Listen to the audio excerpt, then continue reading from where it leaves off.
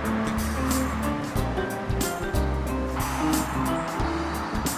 you. Okay, perfect.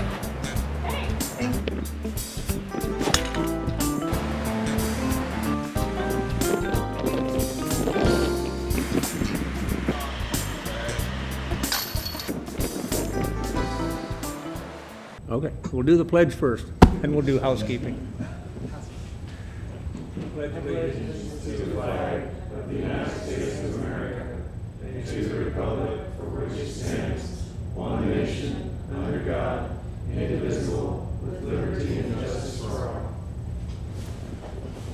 Okay, now we can do the housekeeping. Director Gain is joining us by Zoom, and Director Hagan has... Hello. You can see I'm here by myself because the two employees that we're recognizing tonight are actually out in the field working. But we're excited to recognize two lifeguards from the beach. One is our head lifeguard, Joshua Chanel, and the second is a new first-year lifeguard, Charlie Root. And they are literally at the beach right now taking care of our members and guests. And they were recognized recently from a member who took the time to write us an email thanking them for their diligence and their proactiveness. This member was a mother, and she observed and witnessed these two lifeguards as they were changing stand. So that's one lifeguard's in the stand, the other one rotates out to give them a break. And she observed the new lifeguard ask the senior lifeguard, is there anything we should be especially attentive today? Because it was a fairly busy day, as most days are at the beach. And Joshua, the head lifeguard, to other beaches and pools where sometimes the staff isn't as attentive. So she was very, very appreciative that we were not just watching for the obvious things, but for when kids start to get tired, especially early in the season. Joshua has also worked for us for 4 years, and he does a tremendous job. Usually within every day or every other day, I get a compliment from somebody at the beach who recognizes him for his customer service and his friendliness. So we're going to be presenting them both with rewards and an award celebrating success later this week in front of their peers.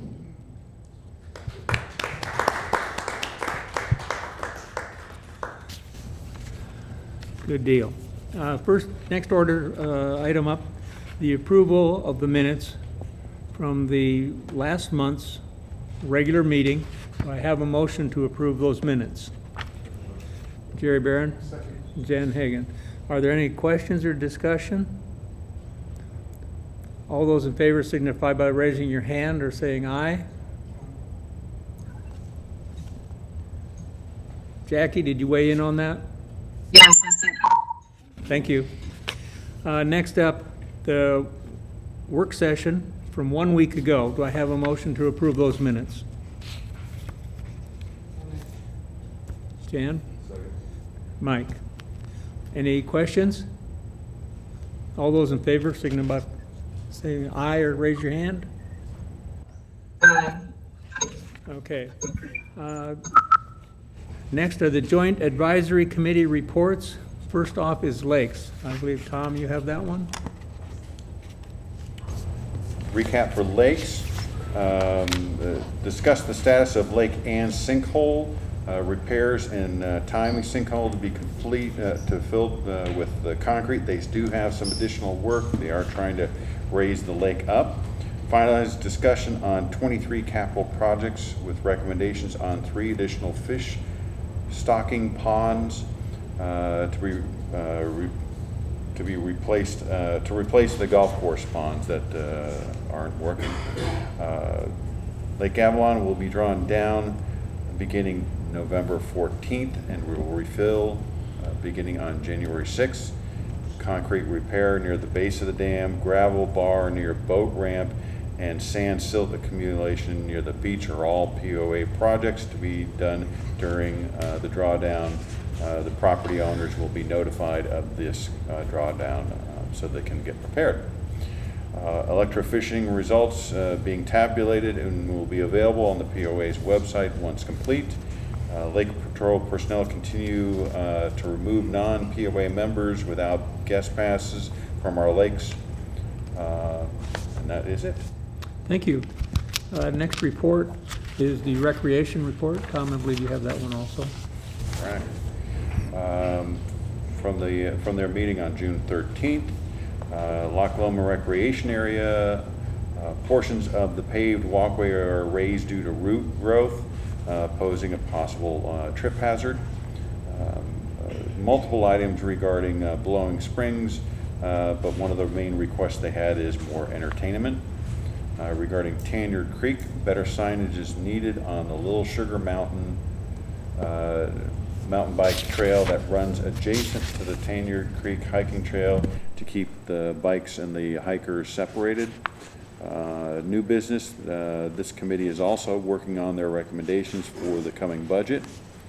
On staff reports from myself, guest passes up 41%, activity card sales up 15%, boat registrations up 7.6%, and all of the food outlets are doing very well.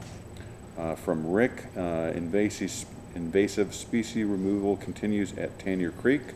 They're also going to be working on the swinging bridge. The gun range has been very busy. And from Jessica, swim lessons started last week and the swim team started this week. All sessions are full except for 5 and 6 year olds. Paddleboard camp has 42 members.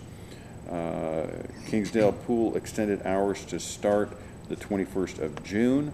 Monday, Wednesday, and Friday, the pool will be open until 8 o'clock instead of just 7 o'clock. Metfield pickleball courts should be finished this fall, adding 4 more courts and then changing the direction of the orientation. Tiny cabins are sold out pretty much every single weekend. Instagram video received 20,000 views in 24 hours. That's pretty impressive. And the tennis mixer had 64 participants. It was a great turnout. Ruth Hatcher is here, Vice Chairman of the Golf JAC, Okay, to report on golf. Go I ahead. have the June meeting of the golf committee. Staff reports, maintenance, Keith Eames was absent due to a very well-deserved vacation, and Keith's report was given by Darrell Muldoon.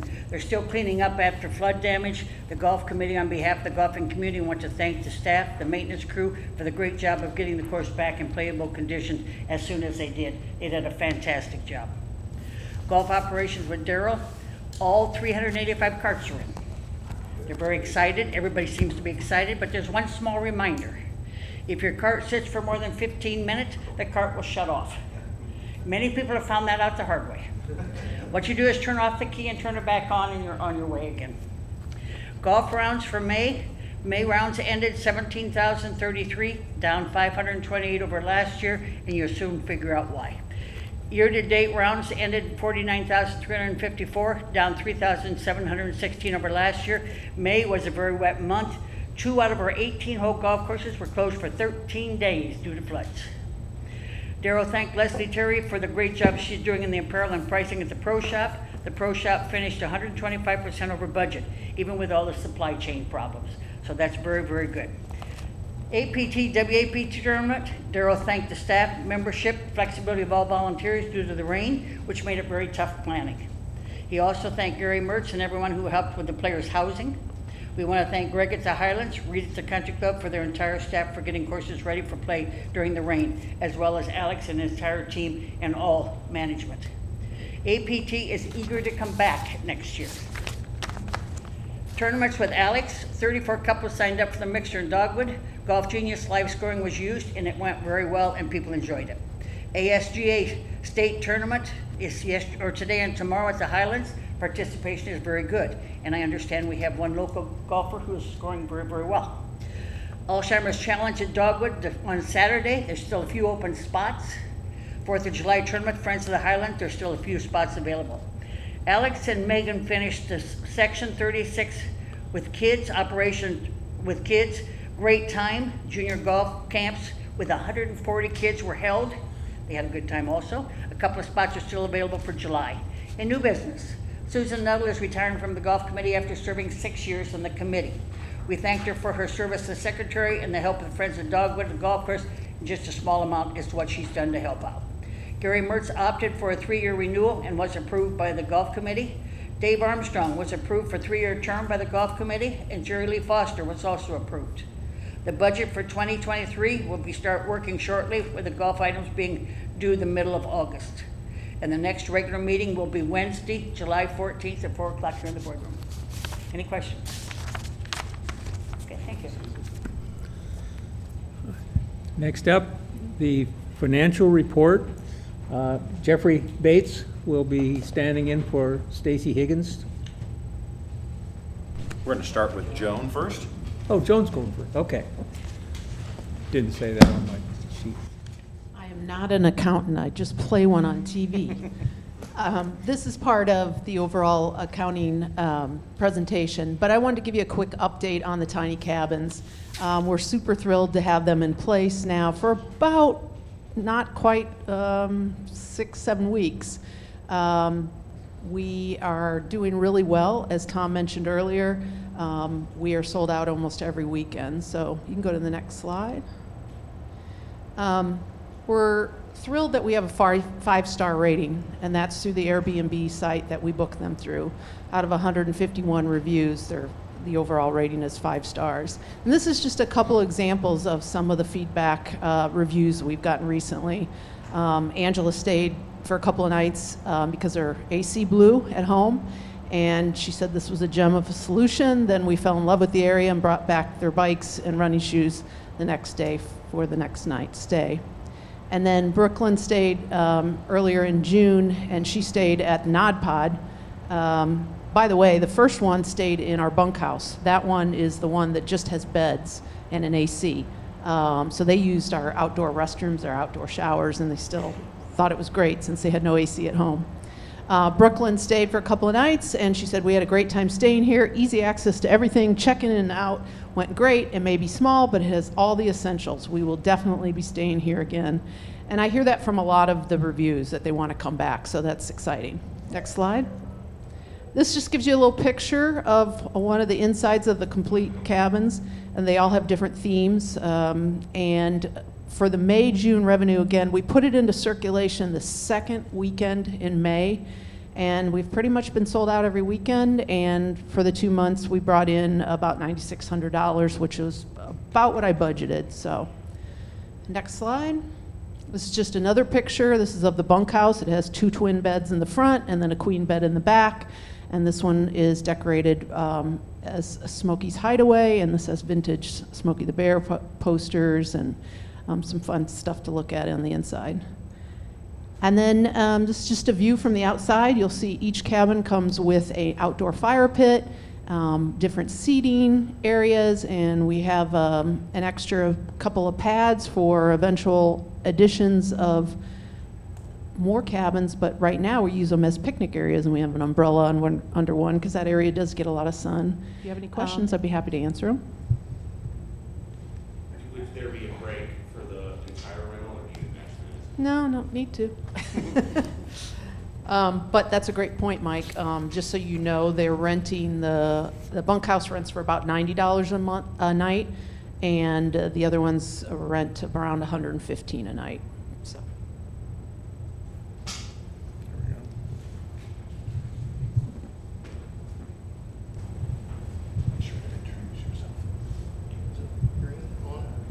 You're good. Good evening, everyone. The May 2022 financial overview. We're going to start going over the consolidated, and then we'll roll into the POA and then the water. The consolidated results, the May revenue, throughout the board, we're doing very well with the revenue. Had the actual revenue of $3.09 million, budgeted at $2.76 million. A positive variance there of $323,000. Gross profit, same thing. Great variance there. Total to $349,000. Our expenses, while a little bit higher than budgeted, we were variance worse than budget of $200,000 or $20,000, excuse me. That's due to some of the extras, the market and everything like that.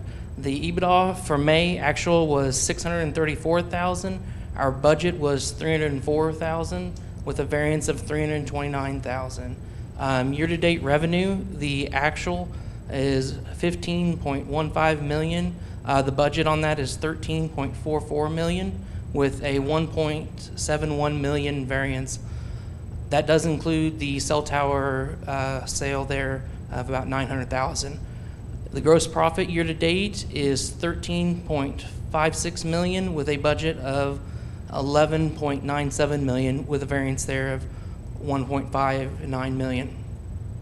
Expenses year-to-date actuals were $9.75 million with a budget of $10.39 million with a variance of $639,000.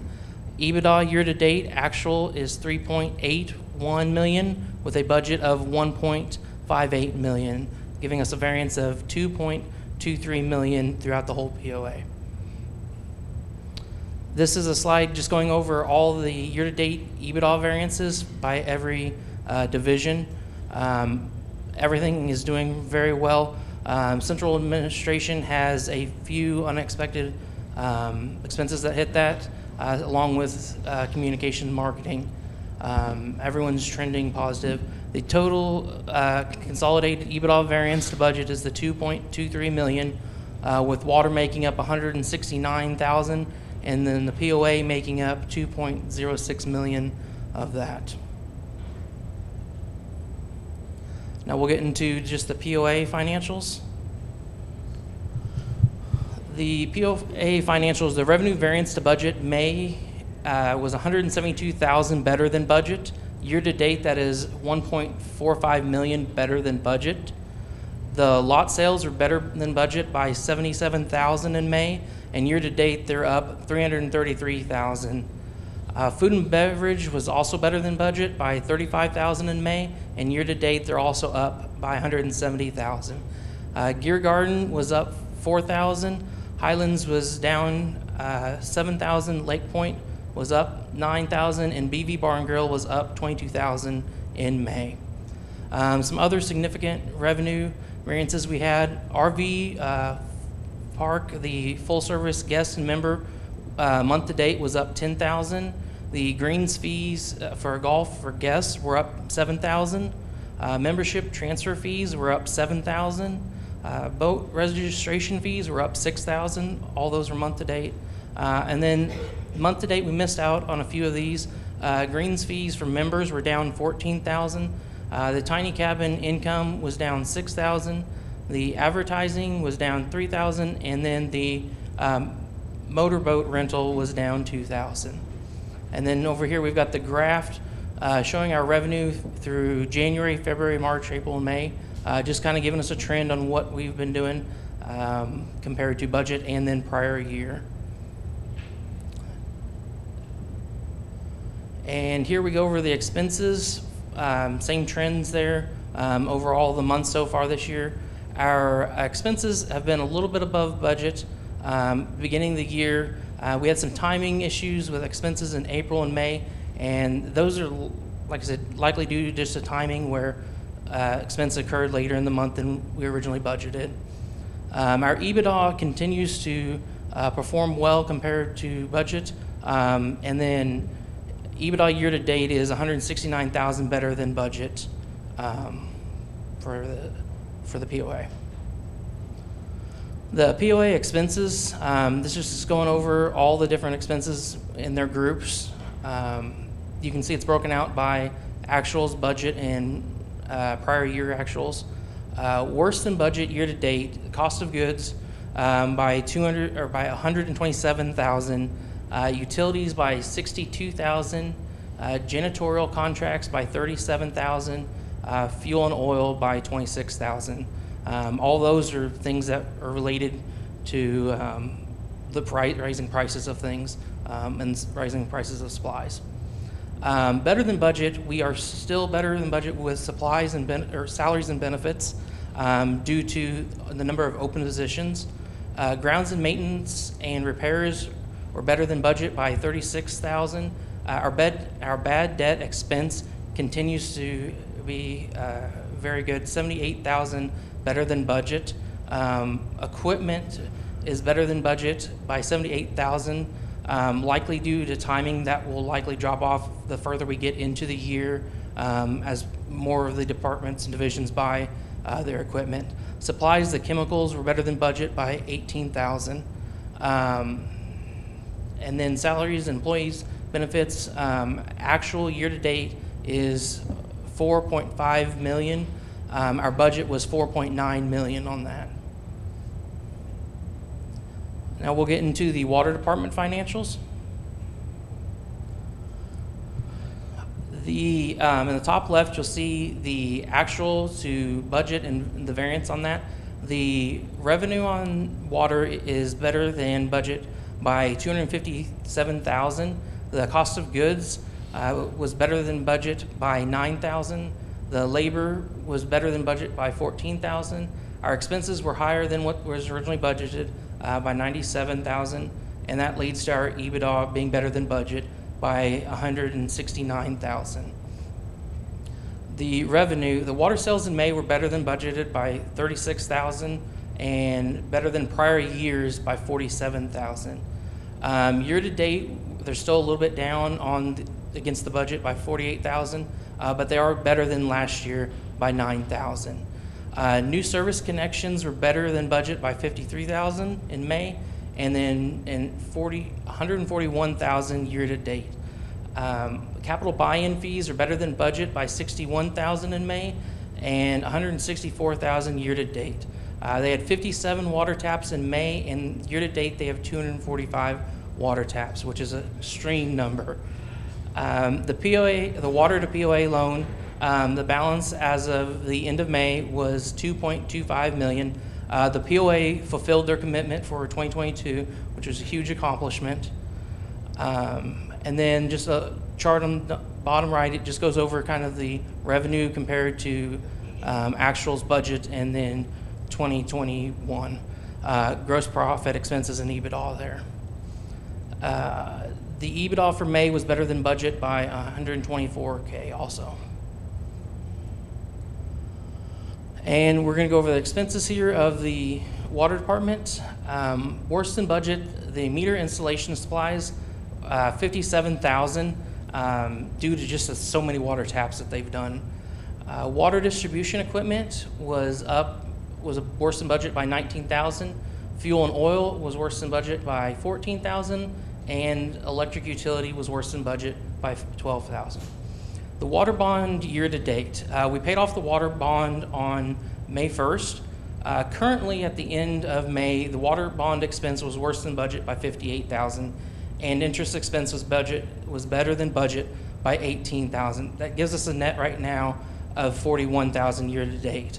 At the end of the year, we're projected to have our expenses, once the budgets for the rest of the months are included, we'll actually be ahead by 14,000 in regards to the water bond expenses. Better than budget, our salaries and benefits. Bad debt expense continues to be better than budget. Bank charges were also better than budget by 7,000.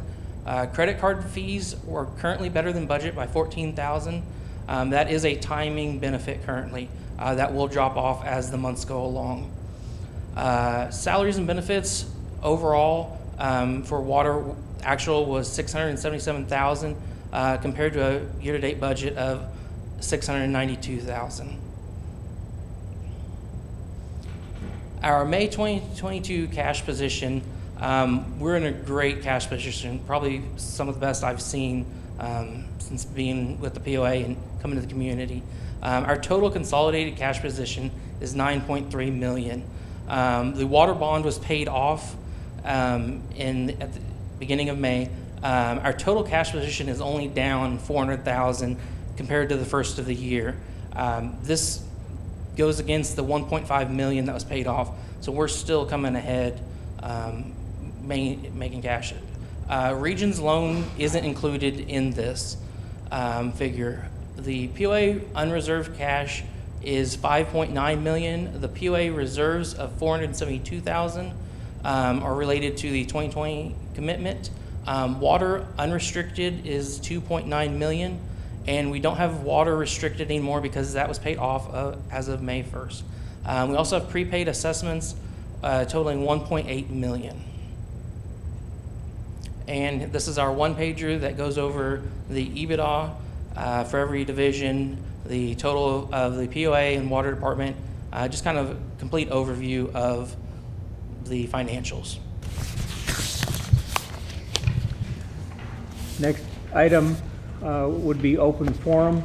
I believe that there were no members signed up to speak, so we'll move on to the new committee members. We have first up the Charitable Giving Committee.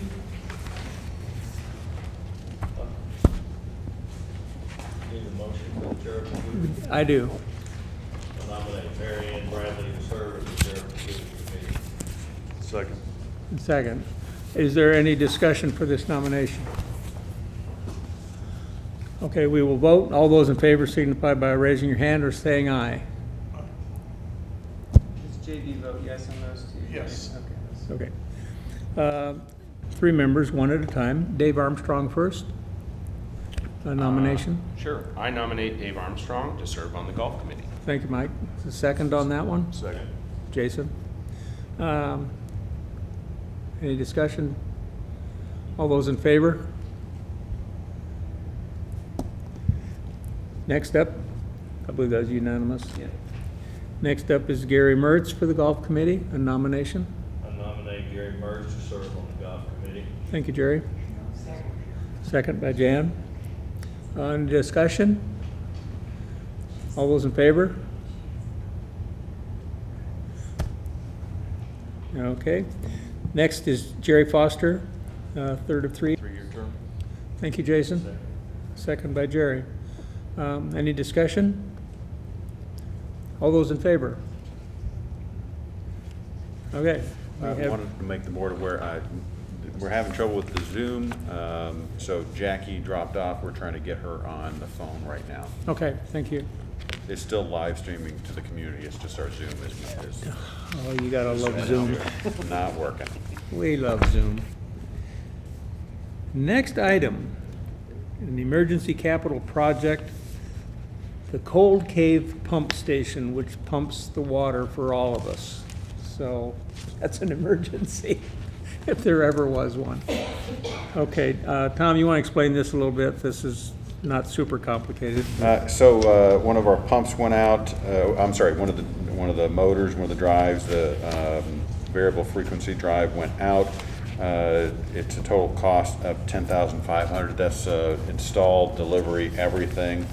And it's an emergency, so we had to move forward on it right away. I did notify the board chair immediately of the expenditure of those funds, and then the board was notified 2 days later. That was the timing of the next meeting. So we are asking for the board to approve this. We will include the addition of a new motor in the upcoming budget, because all these were installed at the same time, so one would assume that they're going to start failing at the same time. So this is just to make sure, and as David said, this provides a lot of water. I think it's mainly the east side it provides water to, but I could be wrong. And it looks like we have Jackie back via phone. Any questions? Okay, do I have a motion to authorize this? Jan? I make a motion authorizing the Water Department Emergency Capital Project to replace a variable frequency drive for the Cold Cave Pump Station for $10,500. Thank you. Second? Second by Jerry. Any further discussion? All those in favor? Jackie? Jackie. Jackie says aye. Next up is removal of an abandoned bridge at Burksdale. While not an emergency, there is a time element involved in a matter of not emergency, but Yeah, so this bridge, and we have Keith here, so if we have any questions, we definitely can issue them to Keith. This bridge was abandoned in December of 2015 as a result of a flood.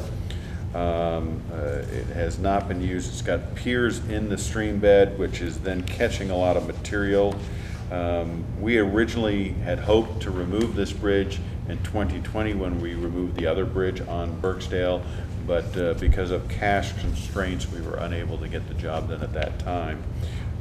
So we would like to remove this bridge. We've received a number of comments from property owners regarding having it removed. Keith, why don't you come on up and, yeah, if that microphone's I assume is working. And you Yes, can address okay. any questions regarding the proposed removal of the bridge. This is not a capital project, of course. This will be an expense because You don't end up with any yeah, capital we don't get property. there's nothing gained from this. So We hope there is. Keith, go ahead and give us a little explanation why this thing needs to go away. Well, it's catching a lot of debris, and that is a hazard because we've had people walking out on that floating debris that we've run off several times. So that's an issue that concerns me a little bit, the access. Also, I believe when we get it out of there, it's going to cause us a little less damage from future floods on that green that's right there, because what it's doing with it backed up, it's going over the sides and around the sides and spinning, and it's impacting number 2 green more than we think it will when the bridge is gone. So it will let that water and any debris that flows through there to get around that corner without bunching up and spinning. So those are the 2 main reasons I think we should consider removing it.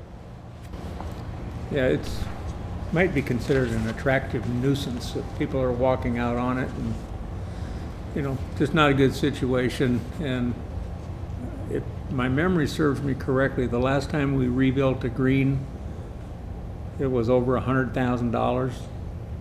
Yeah, that would, for one, it probably be at least that much now. Yeah, so it's something that needs to be done, and we have the means to do it right now, so we'll go we ahead have and the get it means to do done. that. I checked with Stacy and make sure that we, as Jeffrey presented, we're in a good financial position. It's a lot of money. It's almost $250,000, but we're recommending that we get the bridge out of there. Are there any Just questions? a statement is, besides what Keith said, it seems that could be a liability for us that could far outweigh the cost of removing it under the right circumstances. Somebody does something stupid. So it's another compelling reason, I think. Jane? Yes, I was, excuse me, asked previously about the riprap that's going to be created by removing it. Is that something we can use it to shore up our creek, the sides of our creeks? The riprap will go back where the bridge connected on each end, that it's eroded around, to restabilize the creek as it was before that damage happened. Okay. So it's just that small section right there with the bridge on both sides. So the $40,000 charge for that is to move that to the end of the bridges in the estimate? The estimate of that part is the cost of the riprap, I'm assuming, is It what says you're reading? dumped riprap. Yes, that'll be to clean it up, shape it, because you have to give it some angle.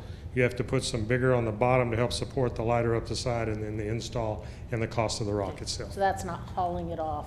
No, that is bringing in riprap and re-stabilizing that area. Okay. What are they going to do with the concrete that's on the bridge? Is that going to be broken up to be?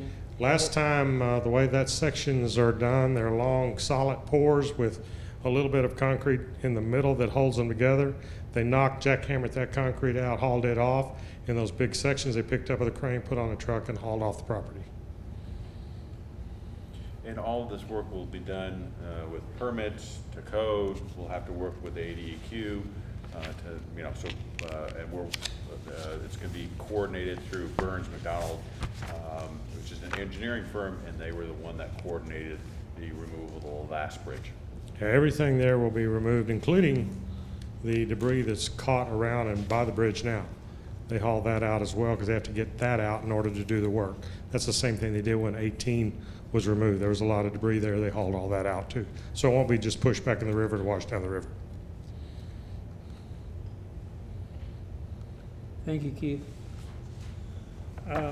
Keith, is this the last legacy infrastructure out there that we'll be lining up to remove, or? We have 2 potential flat bridges left on that property, the one that's being used currently at number 2 that allows us to play 9 holes, and then one upstream past my maintenance facility, kind of straight across from Reardon Road. That particular bridge has village wastewater sewer line on it also, and they are aware of it. We've sent them a letter, told them at some point they need to get that off that bridge. Oh, and there would be, I'm sorry, there's one on Kingswood too, number 8. So there'll be 3 flat pier bridges left. Okay, thank you. First off, we will need a motion authorizing that. Jason? I make a motion to authorize the POA to spend an estimated cost of $231,840 to remove the abandoned flat bridge on Burkstow we just spoke about. Thank you. A second on that? Second by Jerry. Is there any further discussion? Hearing none, we'll call for the vote. All those in favor of of authorizing this? Aye. Anybody opposed? None opposed. Okay. Next item is a capital project. We hope to get some benefit out of this one. The pump station at the country club just downstream from the town center bridge is under attack by Sugar Creek. And we feel it's in our best interest to do something about that. So, Keith, do you want to speak to that, or Tom, would you rather? I'll start, but Keith's here. Okay. So this is the main irrigation pump for the entire golf course. So our concern is that if we were to lose this pump house because of flooding, we would probably lose turf and potentially a lot of it. We're concerned that water is going to start coming behind the pump house, which would make it even worse. So this is request for just the engineering work, not the physical work, just the engineering work, which is $32,600. The reason why we are not asking for the full amount at this time is it's possible that we may be able to do the work in-house. It really depends upon what the plans are that are developed by the engineering firm, so what we can do, and if we can do it in-house, we're going to try and do it in-house. We may have to bring in an expert company to do it, so we're not certain right now. So we're planning, we would like to use Craft and Toll. Craft and Toll. They did the work for us on a couple of bridges at Scottsdale, and that was very successful. And kind of backing up, this was a question, all these 2 requests really are what we've been talking about, is how do we proactively deal with flooding? How do we try and anticipate getting rid of the bridge is a good thing because it takes care of problems that will probably get worse down the road. Addressing this pump house now as opposed to waiting for it to get washed down. So we're trying to use the flood study information from 2017 and benefit us in the long run as opposed to reacting. We're trying to be proactive instead of reactive. Tom, I've got a question in regards to just the location and the other infrastructure. If it wasn't a hardening of this shoreline, which may be proof futile, what is our other option, although I'm sure more expensive, of moving this further inland or raising it or moving to a different structure altogether to house this equipment?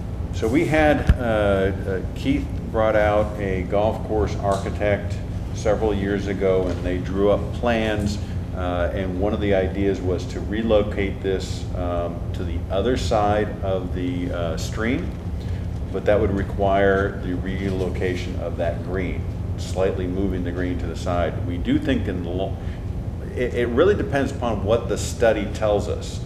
It's possible that the study could come back and say, by taking these steps, whatever they come up with, we can harden that area enough where the pump house can remain there for a long time. They may come back and say, you better move it as quickly as possible. We don't know. Is that a correct categorization of that? Yes, that's would go on the other side is right, but we would have to remove the green. Also, when I got here in 2014, that station had washed away and collapsed, and they elevated it, so it's currently out of the 100-year floodplain, the deck. So the equipment is above the floodplain. The concern is it's getting everything underneath and it's going to cave back down. That's why we're trying to shore it up. And the other good thing about waiting a little while, maybe they can fix this where it'll stay, but now that they've changed the bridges and the flow of that creek, the side where we thought we were going to put it, we're going to get to see some activity over there between now and then, and we'll know for sure if that really is going to be a solution. Okay, so you just watch and see what the water does, and Burns McDonald, they're good at Craft and Tall? This is Craft and Tall. Craft and Tall, They also did that bridge right there on 5 as well last year. yes. And one of the other things I'll point out, the importance of getting the engineering portion of this done, is when we do have another flood and something happens, we have to be ready to go with the construction phase. We cannot do that if we don't have construction drawings and permitting in place. I make a motion authorizing the capital project expenditure of $32,600 to conduct a study on how to harden the pump station at the country club. Okay. Jan Sims, second on that. Is there any further discussion? Hearing none, I'll call for the vote. All those in favor? Jackie? Aye. Aye. Okay, that's approved. We have one other item, concerns the assessment increase vote for later this summer.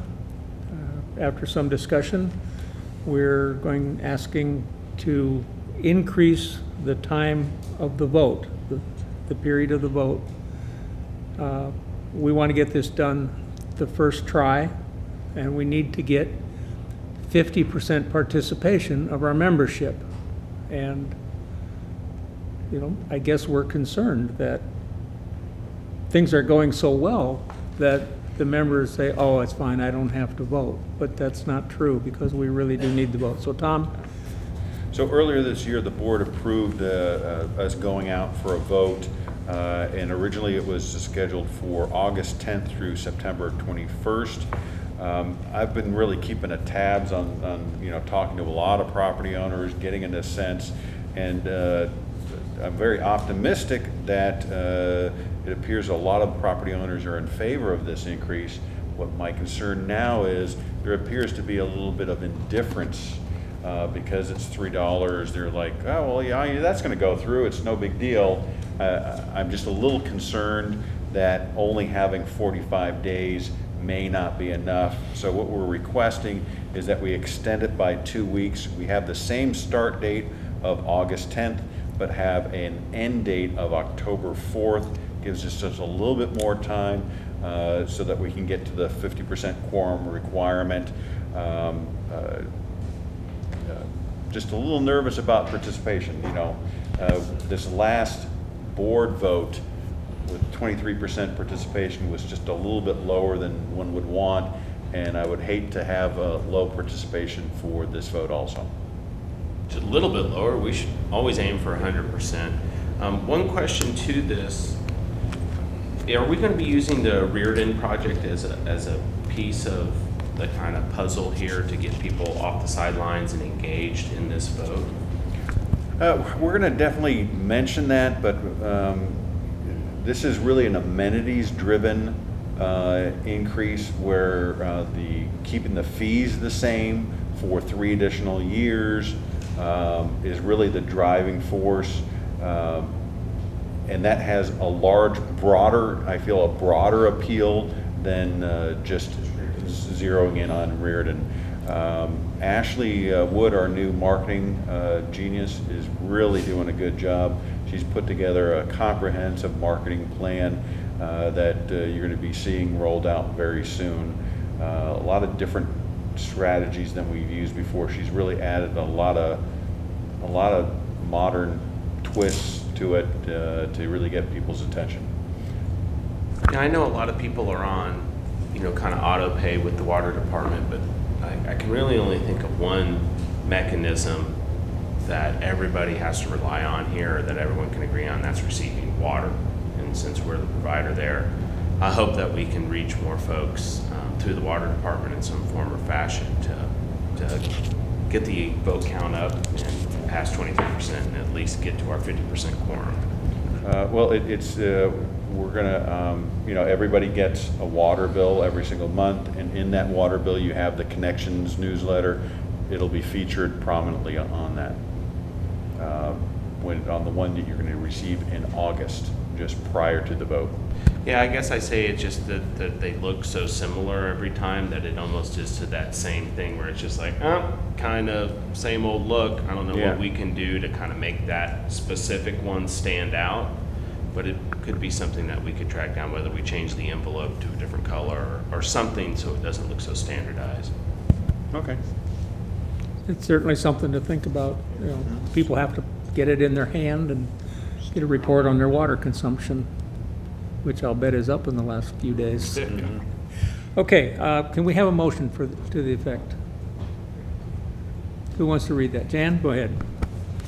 I make a motion changing the date of the assessment vote, changing the date the assessment vote will conclude from September 21st to October 4th of this year. A meeting of the membership will be held on October 4th, 2022 at 6 p.m. at Lake Point, at which time the results of the assessment vote will be revealed to the membership. There would be no change to the commencement date, which is set for August 10th. Thank you. A second on that? Mike seconds that. Any further discussion? Hearing none, I'll call for the vote. All those in favor of changing the ending date? Jackie? Aye. Aye. That's unanimous. So that brings us to the end of the published agenda. I will try to quickly go through the upcoming meetings. Lakes, JAC is Wednesday, July 13th at 2 p.m. to be followed by the Golf JAC meeting at 4 p.m. here in the boardroom on the 13th. The Board of Directors GM meeting will Thursday, the 14th at 2:30 here in the boardroom. This is a closed meeting. There will be a tour of facilities for Board of Directors only. It's a closed meeting. That's on Friday the 15th. That'll start 9 a.m. here in the lobby at the Country Club. Recreation JAC will follow on Monday the 18th at 4 p.m. in the boardroom. The Board of Directors work session is Thursday the 21st at 9 a.m. in the boardroom. The Board of Directors regular session is Thursday, 28th of July at 6 p.m. here in the boardroom. And Rules and Regulations will have a meeting, this is clear out to August already, August 11th at 1:30 p.m. in the boardroom here at the Country Club, and via live stream. All the open meetings are live streamed. So I know that some people are watching those. It's easier than driving out in the heat and buying gas. So with that being said, that brings us to the end of our published agenda, and I believe our meeting is at an end. The meeting is adjourned.